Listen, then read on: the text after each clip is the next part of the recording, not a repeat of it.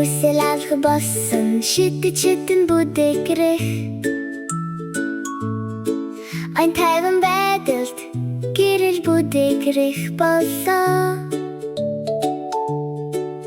Мими харанхуй шөнийн дунд алхаж байна.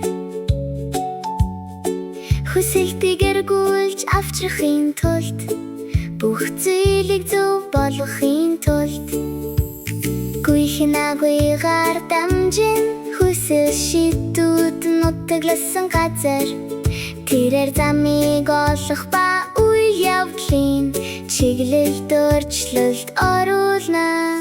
Тэрхүү ойд хүсэл чөлөөтэй байсан газар миний түүнийг олж мэдэн тайван шидэн алах болдог.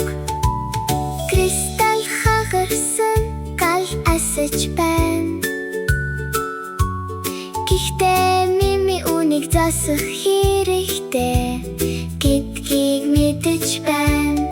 Тамирын хэдэ анхааралтайгаар тэр гал асаж байна. Хүсэлтийг эргүүлж авчихын тулд тэр тоглоом тоглоно. Мими маш цэвэр сэтгэлтэй хүсэлтийг үдирдэн түүний шидэн баттай